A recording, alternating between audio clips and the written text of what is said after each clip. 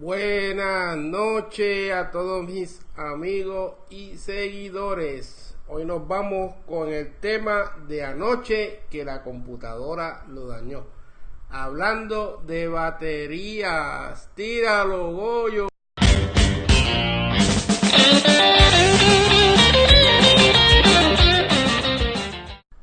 Buenas noches, mi gente, por aquí nuevamente Lino te lo dice y vamos a hablar de las baterías, que anoche el programa estaba quedando bien bueno y la computadora le dio la jipipolla y se trancó. Yo espero que hoy esté contenta la computadora y no nos haga quedar mal. Mi gente, por aquí vamos a tocar el tema de las baterías y como les dije anoche, vamos a hablar en arroz y habichuela. No pretendo que la explicación que demos esta noche, pues usted se convierta en un experto. Yo les recomiendo, ¿verdad? A todas las personas que les interese el tema con más profundidad, pues que busquen información, la pueden buscar a nivel del internet, lo pueden buscar en cursos.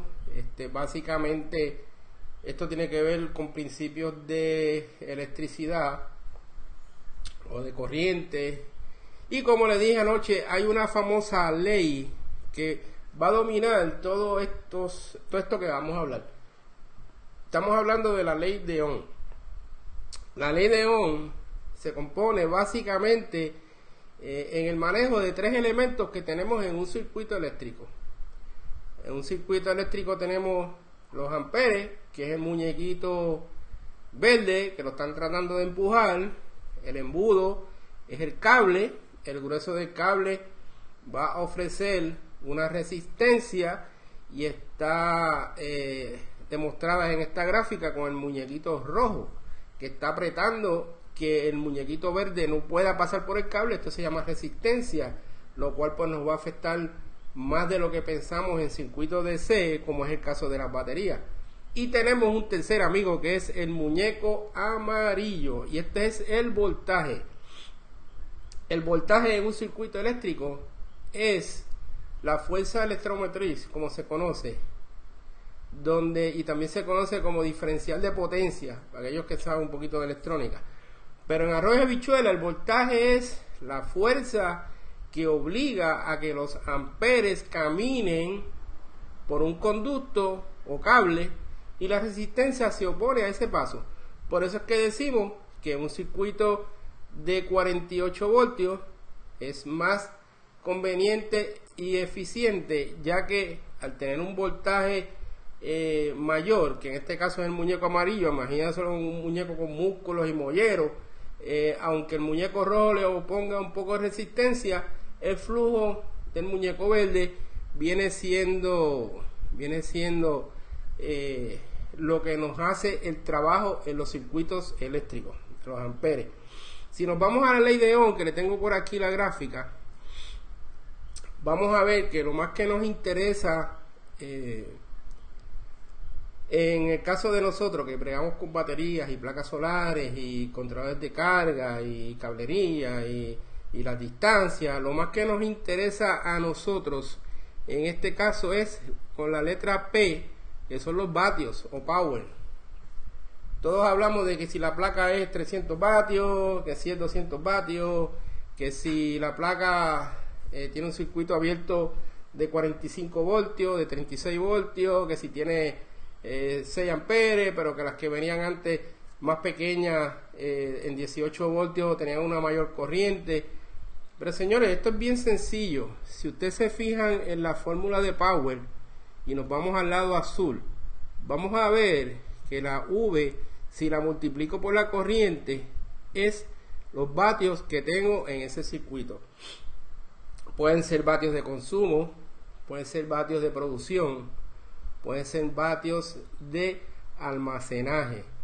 Y cuando nosotros hablamos en una medida, ¿verdad? Porque un vatio es algo bien pequeñito, pero cuando hablamos ya en los circuitos de nuestros sistemas de energía solar, pues ya estamos hablando de kilo, que un kilo viene siendo 1000 vatios. En el caso de energía eléctrica, ellos nos facturan el kilovatio hora a tantos centavos. En el caso de Puerto Rico actualmente, pues tenemos un costo de alrededor de entre los 21 a 23 centavos casos residenciales, y hay algo que no se habla en las redes pero es real. La misma electricidad que usted paga en su urbanización, quizás 2 urbanizaciones más arriba o más abajo, puede haber una diferencia en el mismo ciclo de facturación. Nunca me he explicado por qué, ¿verdad?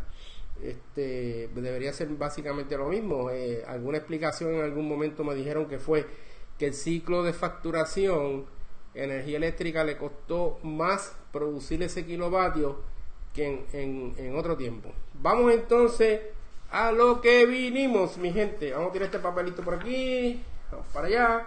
Vamos a hablar de baterías y qué principios básicos tenemos que conocer cuando estamos diseñando, cuando estamos buscando cotizaciones sobre sistemas de placas solares, inversores y baterías. Pero esta noche nos toca el tema de baterías y lo vamos a tocar bien sencillito, como empecé anoche. Después del huracán María, durante el huracán María, se puso de moda los inversores y las personas se fueron para resolver su problema a sistemas de 12 voltios. En sistemas de 12 voltios, pues se supone que compraran baterías de bote que empezaron a sonar. Quizás muchas personas pensaban que la batería de bote era que no se mojaba. Pero la batería de bote básicamente es una batería D-Cycle que su construcción permite que esa batería se descargue y se cargue más veces que un auto. Y la diferencia es que la batería de auto solamente se utiliza para prenderlo. Una vez que yo lo prendo, tengo un alternador. En la época moderna, cuando yo era chiquito y tenía pelo, eran generadores. Y yo me acuerdo que yo tenía un Volkswagen del 64. En aquella época el carrito era de 6 voltios, lo que tenía era un generador. Y según uno acelera o decelera, las luces subían o bajaban. Luego de eso, pues la industria de autos se movió al alternador, donde ya tenemos un artefacto que produce ya una electricidad o corriente más estable, y se tenían mejores accesorios en los vehículos, mejores luces, se puso de moda ya los aires acondicionados. Entonces por aquí me está preguntando Leonardo que son baterías 4D. Las baterías 4D son buenas. Todas las baterías son buenas, 4D, 8D, grupo 31, grupo 27. Todo depende de lo que tú quieras hacer y el propósito que tú quieres usar la batería. Vamos aquí a la libretita que anoche me dio un poco de trabajo. Si nos vamos a una batería de 12 voltios y queremos saber, que es una pregunta que hace mucha gente, ¿qué almacenaje de energía yo tengo en esa batería y cuánto tiempo me va a durar? Fantástico. Vamos a decir que esta batería de 12 voltios, típicamente una batería AGM o gelatina va a tener, y acuérdese en lo que le digo, lo que estoy usando esta noche son números de ejemplos, no específicamente. Son números de ejemplo, y para que ustedes vayan comprendiendo la relación que hay entre corriente, voltaje y cantidad de batería. Si la batería que compramos es una Deep Cycle de bote, que es 12 voltios, y esa batería tiene un amperaje de 106 amperes hora, usando la gráfica de descarga C20, y queremos saber cuánta energía yo tengo ahí, pues simplemente la fórmula me dice que power es igual a corriente por voltaje. Si tenemos aquí mi calculadora rapidita, tengo 12 voltios por 106 amperes, esa batería tiene 1272 watts, o más sencillo, 1.2 kilos. Volviendo a la explicación de anoche, y gracias a mi computadora que le dio las epipollas, esa batería tiene 1.2 kilos, pero las baterías que son wet, o mejor dicho mojadas, las que ustedes ven por ahí que tienen tapones y hay que echarle agua destilada cuando la evapora, chichijá, está la batería AGM, que no es otra cosa que el mismo principio de ácido, lo único que está impregnado en unos paños de fiberglass, para evitar que si esa batería se rompe o se perfora, haga derramamiento de ácido sulfúrico. Y entonces tenemos la de gelatina o gel, que todas estas baterías son ácido plomo. Lo que pasa es que la primera, yo le llamo en mis clases, cuando doy clases, es la batería de peso, y no necesariamente que vale un peso, sino lo que quiero significar con esto que es una batería más económica. Y es una batería que resiste un poco de más castigo, y es una batería que en un momento dado me puede dar una cantidad de amperes mayor que las otras. Entonces la AGM es la misma batería, yo le llamo una batería de 2 pesos porque es más costosa, es una batería que no lleva mantenimiento. Sí hay que tomar en cuenta, cuando yo digo no lleva mantenimiento, no es que la voy a montar a tutiplén como hablamos en Puerto Rico, para todos aquellos amigos que me siguen en las redes a través de varios sitios del mundo, que me he sorprendido: Chile, Aruba, Colombia, Venezuela, Uruguay, México, España. En España tengo un 26% de seguidores. La batería AGM tiene la capacidad de que si se rompe, capacidad no, tiene la característica que si se rompe o se perfora no voy a tener desparramiento de líquido. Y tiene otra cualidad, que es sellada, totalmente sellada. La puedo poner básicamente, casi todos los modelos, la puedo poner de pie con los polos hacia arriba o de lado a los polos mirando a la persona. Nunca boca abajo, invertida, jamás. Puede estar de pie o acostada. Y la batería de gelatina, que yo le llamo la batería de $3, es una batería con diferentes condiciones referentes a sus corrientes, capacidad de dar corriente, capacidad de tiempo de descarga, funciona mejor en temperaturas altas, y es la misma tecnología de la AGM, donde tenemos el ácido, que es el mismo ácido que tiene la primera, impregnado en una masa gomosa, por eso se llama gelatina. Ok, tomando esto en cuenta, ya sabemos que si yo quiero saber la potencia de mi batería, multiplico corriente por voltaje, y eso lo vemos en la ley de Ohm, donde dice que si yo quiero saber los vatios que tengo de almacenamiento, multiplico corriente por resistencia. También puedo poner el voltaje al cuadrado dividido entre resistencia, corriente al cuadrado multiplicado por resistencia, pero esto ya son ecuaciones más complejas. Hace 580 años, cuando yo estudié electrónica, yo me preguntaba, ¿para qué yo quiero eso? Pues sí, es un técnico de electrónica. No como muchas personas piensan, que éramos técnicos de arreglar televisión. Yo me acuerdo que cuando empecé a estudiar en el 71, 72, yo creo que fue que empecé a coger mi grado asociado, el maestro dijo: todos los que estén pensando aquí que van a arreglar televisores y radio, se pueden ir, porque este curso no es para arreglar televisión. Este curso lo va a convertir a ustedes en técnicos sobre electrónica. Y los que me están viendo, me están siguiendo, saben que yo como técnico no reparo ningún sistema ni ningún circuito mirando o adivinando. Yo busco el diagrama esquemático, y el diagrama esquemático típicamente tiene unos voltajes apuntados, y los que sabemos electrónica podemos determinar dónde está el fallo, número uno, porque podemos localizar el circuito, sabemos lo que hace un circuito de tal categoría. Pero si hay un fallo, pues sabemos localizarlo, porque cuando vemos que los voltajes no están en las condiciones correctas, quiere decir que tenemos un componente dañado en ese circuito. Pero ya esos son otros 20 pesos y no viene a la explicación de esta noche. Simplemente le quiero decir que la ley de Ohm se compone de muchas fórmulas, manejando los tres componentes que son voltaje, corriente y resistencia.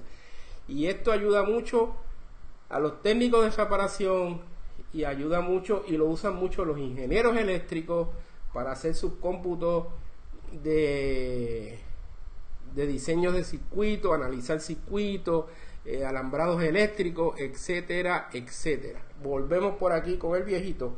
Vamos entonces, ya sabemos la condición de que ya básicamente nos movemos a saber cuál es la potencia de una batería. Una batería de ciclo profundo no se debe descargar, más, se me está acabando la tinta, más de un 50%. Ok, vamos a explicar eso. El fabricante me dice que esa batería me va a dar energía de una forma sin dañarla y protegiendo mi inversión, porque si me fui a gelatina o me fui a AGM, ya estamos hablando de baterías más caras. Si yo la bajo de un 50% en el consumo porque programé el controlador de carga, programé el inversor, metí las patas en el diseño, lamentablemente mi dinero que invertí en mi banco de batería lo voy a perder bien rápido. Y un circuito bien diseñado debe dar cerca del ciclaje que dice el fabricante. Si el fabricante me dice que si yo descargo esta batería y la vuelvo a recargar correctamente según sus instrucciones, por eso todos aquellos que me escriben, Lino, ¿y qué yo hago con esta batería? Y Lino, ¿y este diseño? ¿Tú crees que es bueno? Y Lino, esto... No es que yo no le quiera explicar. Yo lo que le contesto es que se refieran a su manual del fabricante, que ahí es que está toda la información. Ok, si el fabricante me dijo que esa batería me va a durar 1000 ciclos y yo la trabajo al 50% según me dice el fabricante en una batería de ciclo profundo, y volvemos por aquí, yo cojo 1000 ciclos y los divido en 365 días de un año, esa batería, si hago esto, me va a durar 2 años, 7 meses, dándome buen resultado. Ok, años. Ya que tenemos esta información básica, vamos entonces a lo que mucha gente se confunde y viene la famosa pregunta que si la batería de 6 voltios, que si la batería de 12 voltios, que cuál es mejor, que cuáles tienen más corriente. Bueno, vamos a empezar por aquí. Si tenemos un circuito de 4 baterías de 6 voltios, eso es una bastante uso y costumbre, trabajar baterías de 6 voltios en cosas sencillas, y esa batería tiene una capacidad de 225 amperes hora y yo las pongo en serie, yo voy a tener aquí 24 voltios, que es el voltaje mínimo que yo debo trabajar un diseño de un sistema. Lo ideal sería 48.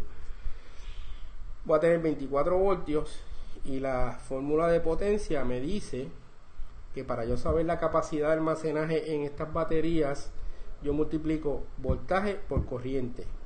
Primero quiero decirle que un circuito en serie, la corriente significada por la H se queda igual y el voltaje aumenta. Quiere decir 6 más 6, 12, 18, 24. Tenemos un sistema de banco de batería de 24 voltios con una capacidad de corriente de 225 amperes. Como al estar en serie se quedan iguales, no cambian, pues voy a multiplicar 24 voltios por 225 amperes hora y esto me va a dar voltaje por corriente, me va a dar que tengo 5.4 kilos. Este sistema de 4 baterías de 6 voltios a 225 amperes, tengo una capacidad de almacenaje de 5.4. Y si el fabricante me dice que para no dañarla descargo un 50% con seguridad, pues en realidad tenemos un sistema de 5.4 entre 2 y tenemos un sistema de 2.7 kilos. Esto sería la energía que yo voy a utilizar de ese banco de batería antes de afectar las especificaciones del fabricante, que me va a durar los 1000 ciclos. Dependiendo del precio, las baterías vienen en 1000 ciclos, 3000 ciclos, 6000 ciclos, 10.000 ciclos. Entre más ciclos el fabricante le indique, mayor va a ser el precio. Entonces, repasando, baterías en serie, se suma el voltaje al nivel que lo queremos y la corriente se queda igual. Si queremos entonces aumentar la capacidad de este banco y tener disponible 5.4 kilos, lo que le sigue es añadir 4 baterías más de la misma forma en paralelo.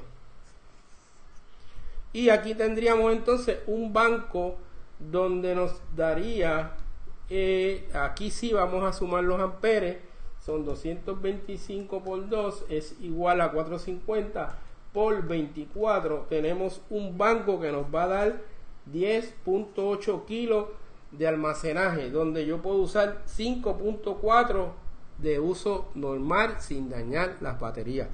Señores, en un caso de emergencia, yo puedo obligar a este banco de batería a bajar más en voltaje, pero le estoy acortando la vida útil.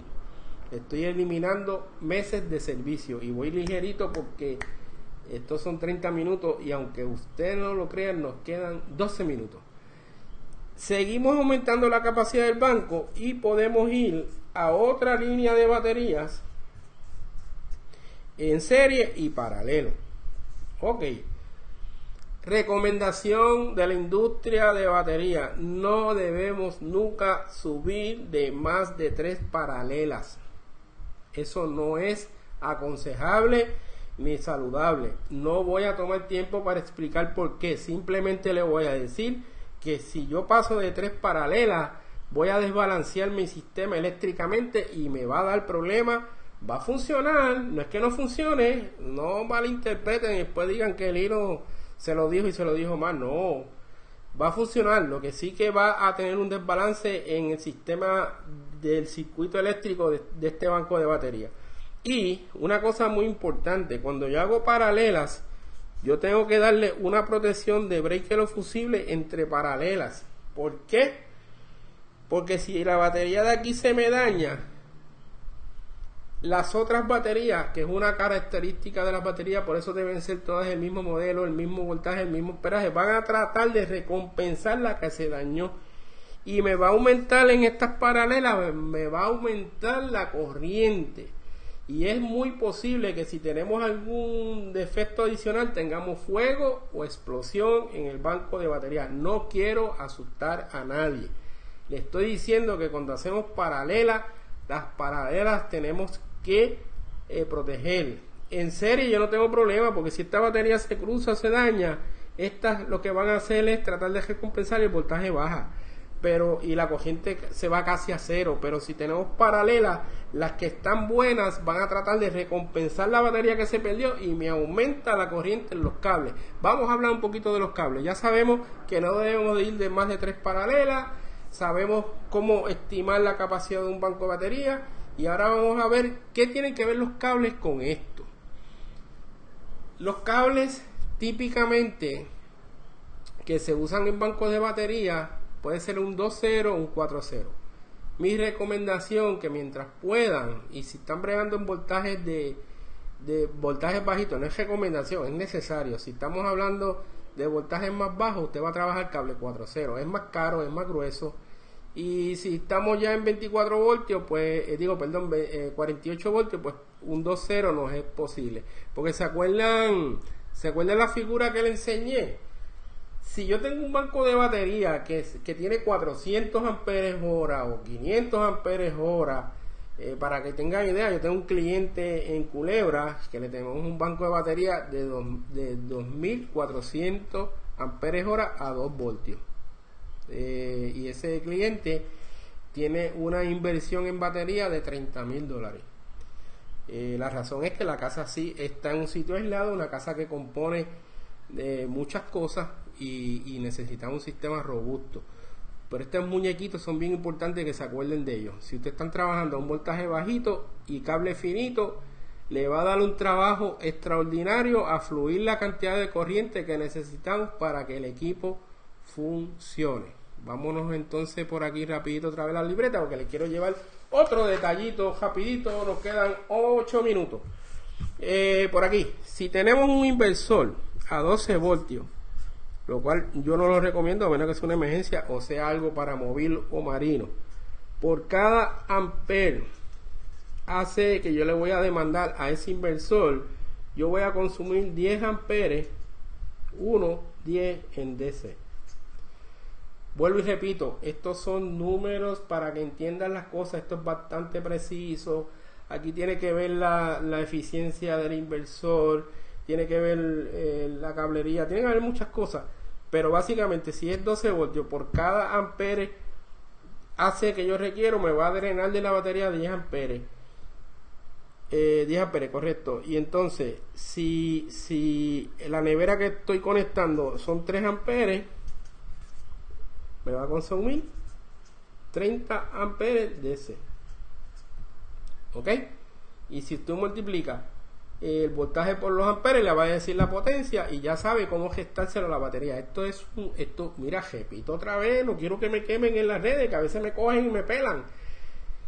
Estos son cómputos sencillos. Esto tiene que ver otras cosas como es temperatura, modelo de batería, cómo hicimos la cablería, la eficiencia de los equipos, etcétera, etcétera. Pero si nos vamos a 24 voltios, que es un voltaje ya más atractivo, por cada amper que yo tengo en AC, mi sistema de inversor me va a requerir 5 amperes DC. ¿Ven por qué es bueno subir los voltajes de los bancos y que el inversor sea de más de 12 voltios? Si yo tengo un sistema 24 voltios, por cada amperes que yo requiera del inversor son 5 DC, y si mi nevera consume 3 amperes, un ejemplo, serían 15 amperes DC. Acá serían 30 y aquí son 15. Por tal razón el cable puede ser más fino, la distancia del cable debe ser un poquito más largo entre el inversor y el banco de batería, que se me está acortando el tiempo. Si nos vamos a 48 voltios, por cada amper de AC que yo le voy a requerir a ese inversor trabajando, me va a consumir de las baterías 2.5 amperes DC. Qué bueno escribo, DC. Ya ven la razón por qué les recomiendo todo el que va a empezar y pueda que se vaya a 48 voltios. Si usted está contratando a alguien que le haga la instalación o que alguien que le cotice, digo, yo le puedo cotizar, yo trabajo como vendedor, aquí están mis contactos, se me iba a olvidar, y no te lo dice @gmail. Este es mi teléfono, trabajo para una compañía eléctrica que lleva 16 años en el mercado, y todas aquellas personas que quieran soluciones de sistemas instalados con medición neta o sin medición neta, estoy a las órdenes. Me envían copia de su factura a mi correo electrónico, con mucho gusto les presento varias soluciones. No vendo equipos, hacemos soluciones energéticas para los hogares o negocios. Vamos a volver a la libreta. Esto es bien importante. Esto es una de las razones.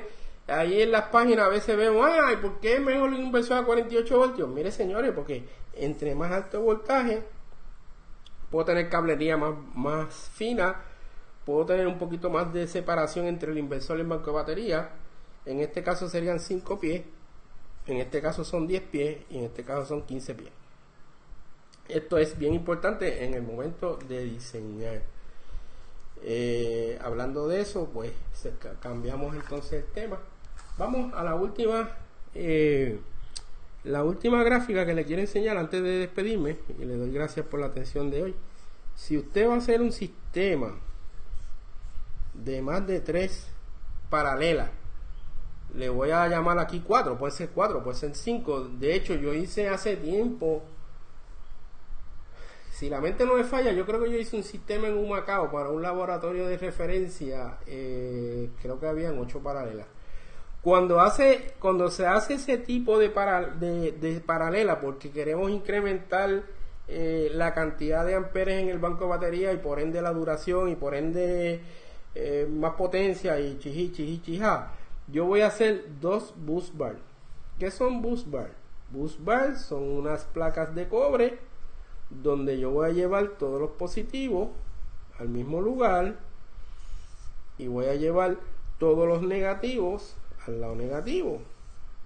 ¿Ok? ¿Qué yo logro con esto? Este sería el positivo y este sería el negativo, y de aquí salgo para el inversor. ¿Qué yo logro con esto? Yo con esto logro balancear mi sistema DC en el circuito eléctrico, pero hay que tomar en cuenta que la distancia que va a determinar el largo de todo, escuchen, todos cables, todos los cables, no es uno, son todos. Quien va a determinar la distancia o el largo del cable es la más lejos. Si esta es la conexión más leja, esta distancia va a ser la que va a dictar la distancia de todos ellos. Quiere decir que si esta batería está aquí al lado y se creen ustedes que pueden usar el cable más corto, negativo, tiene que ser este mismo lado, mismo largo. ¿Qué se logra con eso? Con eso se logra, si vamos a la grafiquita que me encanta, con eso logramos que la resistencia que le estoy supliendo al equipo, entiéndase el inversor y los controladores de carga en el momento de descarga y en el momento de carga, que le estoy ofreciendo al sistema es la misma. Ese muñequito rojo va a ser el mismo para todos los cables. ¿Y qué yo logro con eso? Con eso logro descargar correctamente el banco de batería, con eso logro que mis controladores de carga funcionen perfectamente y logro muchas cosas. Resumiendo, baterías, todos los cables que combinan en un banco tienen que ser iguales. Segundo, todas las baterías deben ser el mismo modelo, la misma marca. Tercero, las baterías viejas que hay que reemplazar, lamentablemente no puedo instalar baterías nuevas en un circuito viejo porque la batería nueva se va a comportar como la vieja. Debemos tratar de que ese banco sea cuidado, protegido, darle las que lleven mantenimiento, darle el mantenimiento para que usted saque beneficio de esa inversión. Se me está acabando el tiempo, quiero volver a poner mis contactos. Trabajo como vendedor en una compañía de mucha experiencia, llevamos 16 años en el mercado, somos ingenieros eléctricos, no vendemos equipos, vendemos soluciones. Cuando yo les digo que vendemos soluciones, vendemos sistemas que ya los ingenieros han diseñado y probado, que vamos a tener la capacidad de darle servicio en el futuro y vamos a hacer lo indecible porque su sistema le cumpla lo que usted pidió y lo que usted invirtió en dinero. Antes de retirarme, quiero decirle que mañana han visto la prensa escrita, han visto la radio, la televisión, el revolú que hay con energía, y que si sube el aumento, que si baja el aumento, que si esto, que si aquello, que si lo otro.